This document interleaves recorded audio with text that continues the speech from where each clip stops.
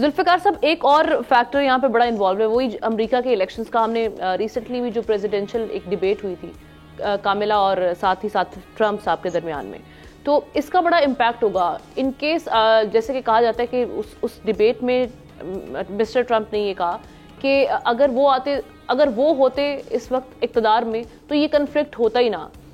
उनकी पर्सनालिटी को देखते हुए या जो उनके दौर को देखते हुए आपको लगता है कि अगर वो प्रेसिडेंट बनकर सामने आते हैं तो ये कन्फ्लिक्ट जो है काफ़ी हद तक हल हो जाएगा, ये जंग बंदी के इम्कानात होंगे, वहां पर इजराइल पर एक प्रेशर क्रिएट होगा?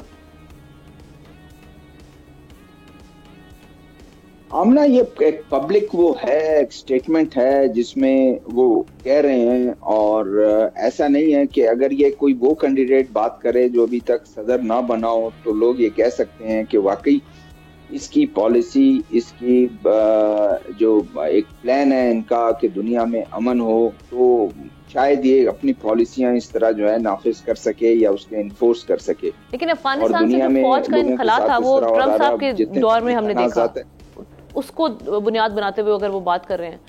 अब नहीं, देखें, वो ये भी कह देते हैं ना कि मैं अगर होता तो जंग ही नहीं होती, हम अफगानिस्तान नहीं भेजते ही नहीं है अपनी अफवाज। तो ये बात नहीं है। मैं उसी तरफ आ रहा हूँ कि वो तो उन्होंने विड्रॉ कर दिया क्योंकि इतना प्रेशर था अफगानिस्तान में अमेरिका के और जो नेटो फोर्सेस है और दूसरे जो ममालिक हैं उनके जो इत्यादी हैं, इतना उन पर वो था, प्रेशर था कि हम बेसुध जंग लड़ रहे हैं, जो कुछ हमने कर लिया इस पे, जो इसमें जमा हो रहे थे और ये सारा कुछ सारा हमने कर दिया, उसको खत्म कर दिया, उन दहशतगर्दों को, वो सारा कुछ अभी निकल जाना चाहिए।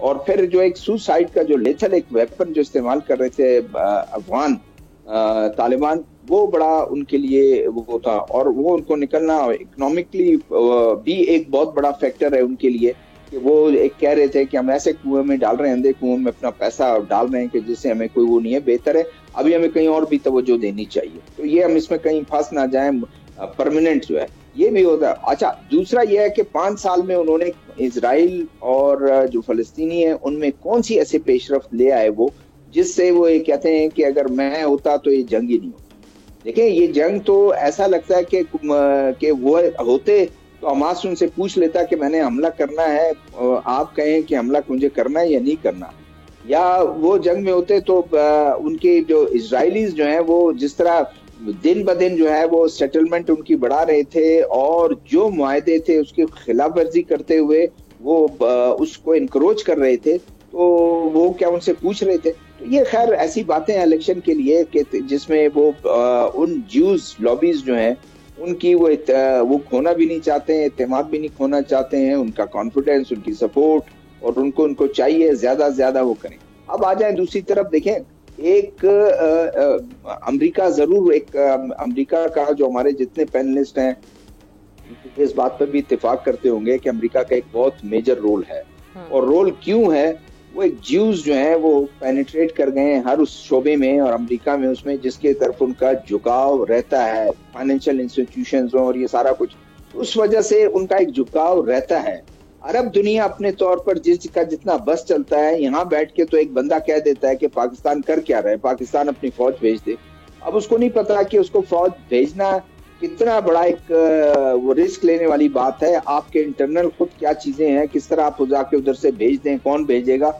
हम यमन नहीं है, यमन जो कुछ कर रहा है वो अपने तौर पर वो कर रहा है जो कर रहा है। कतर ने जो कुछ करना है, जिस तरह से अंडरग्राउंड जो चीजें वो कर रहा है, वो जरूर अपनी अपनी जगह है, लेकिन प्रेशर मैं बोल रहा हूँ कि बढ़ रहा है। 6 लाशें जब ये मिली यरगमालियों की, उसके बाद तो लोग सड़कों पर निकल आए, उन्होंने एहतजाज शुरू कर दिया और अब ये बढ़ता जा रहा है। मेरे ख्याल में अब ये